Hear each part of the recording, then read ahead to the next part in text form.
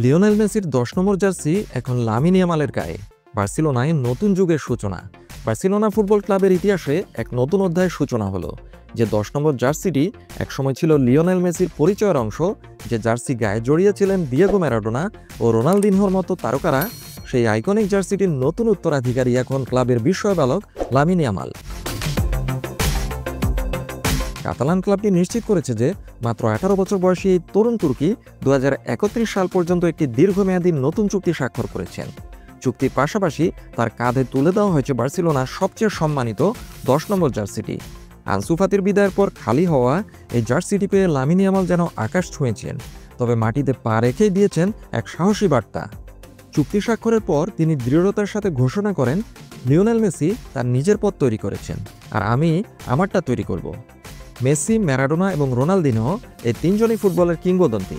তারা তিনজনই ছিলেন অবিশ্বাস্য খেলোয়াড়। লিওনেল মেসি এখনও তাই। আমি তাদের সেই উত্তরাধিকারকে অনুসরণ করার চেষ্টা করব। মাত্র ১৮ বছর বয়সেই এই বছরের ব্যালন ডিওরের অন্যতম দাবিদার হিসেবে যাকে ভাবা হচ্ছে, সেই লামিন ইয়ামালকে অনেকেই মহান মেসির যোগ্য উত্তরসূরি হিসেবে মেনে নিয়েছেন।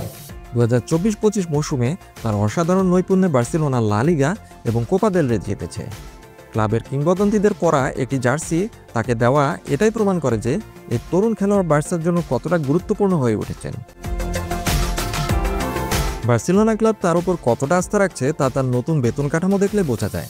রিপোর্ট অনুযায়ী লামিন ইয়ামাল প্রতি সপ্তাহে ৩,২৫,০০০ পাউন্ড অর্জন করবেন, অর্থাৎ বছরে তিনি সর্বমোট স্যালারি প্রায় ১৫ মিলিয়ন ইউরো অর্থাৎ প্রায় ১৭ মিলিয়ন ডলার পর্যন্ত আয় করতে পারবেন। বোনাস সহ এই অঙ্কটি ২০ মিলিয়ন ইউরো পর্যন্ত পৌঁছাতে পারে, অর্থাৎ প্রায় ২৩ মিলিয়ন ডলার পর্যন্ত তিনি আয় করতে পারেন পুরো বছরে।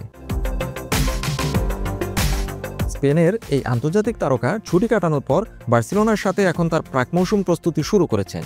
সারা বিশ্বের ফুটবল প্রেমীরা এখন অধীর আগ্রহে অপেক্ষা করছে ২০২৫-২৬ মৌসুমে এই বিস্ময় বালক ১০ নম্বর জার্সির চাপ সামলে কেমন পারফর্ম করেন তা দেখার জন্য। বার্সেলোনার আকাশে যেন এক নতুন রাজার অভিষেক হলো।